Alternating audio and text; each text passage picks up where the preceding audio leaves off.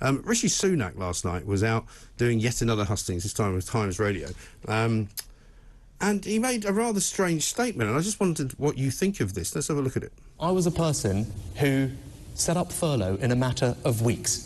Right? When everyone said to me, well, how will you do this? How will this work? We don't even know what the word means, let alone how we're going to administer a system that is going to actually make sure that we pay the wages of 10 million people. And every single newspaper, as they told me afterwards, had kept space that day to write the story that the system would never work.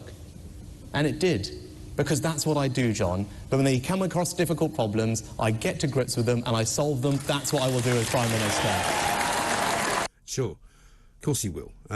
He seems to have forgotten that when he was Chancellor, he plunged this economy of ours into complete and utter despair and into a spiral of doom from which it has yet to recover. Well, there's so much that he revealed of himself in that little clip. First of all, his fundamental failure to understand what furlough was. Yeah. Furlough wasn't the protection of jobs while the economy was shut down. Furlough was keeping the wolf from the door while the private sector was decimated. That's what furlough did. Lockdowns are the principal reason we're experiencing so many of the problems we're facing right now, including the cost of living crisis. So when he talks about solving problems, I'm sorry, Rishi, you created a massive problem. But the other thing that he utterly revealed in that video is a self-belief to the point of total hubris.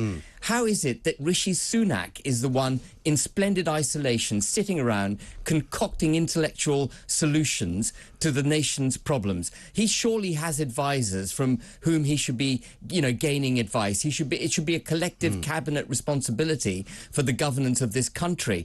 But in that one statement, what he effectively confirmed, which you and I know, Mike, is that he is a big state politician. He thinks he's got the answers. And so he wants to enrich the state, grow the size of the state, so he can deliver the medicine to the electorate in the way that he thinks we would be best served. Yes. He's one of those politicians who thinks he knows best what to do with our money. He does, In absolutely. other words, he wants to take it all off us and then give it back to us in dribs and drabs. I mean, I'm sick to death of his kind of policies, which seem to be, if you can't afford anything, don't worry, we'll just give you the money. Absolutely. I mean, it's ridiculous. At the beginning of this Tory party contest for leadership, he was saying that I'm not going to cut taxes. I'm going to come up with schemes about how we're going to give you money. He just can't cut taxes because to cut taxes for him is an ideological failure. He sees that as him giving up the strings of authority and power back to the people, and he doesn't trust the people.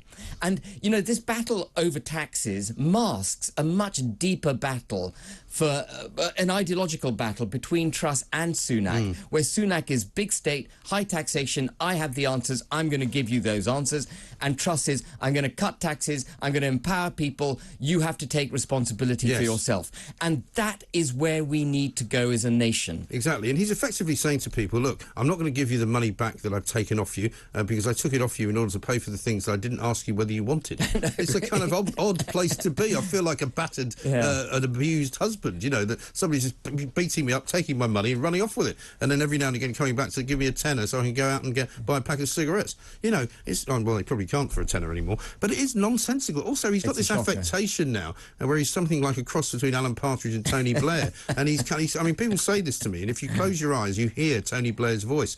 He's even got the sort of dropping of the odd T to make him sound a bit more laddish, you know what I mean? Because I know about that. And it's like, Rishi, mate, the act is not working. It's wearing incredibly thin. Yeah. I mean, I think he's thoroughly discredited, frankly, and any MP backing him is backing the wrong horse.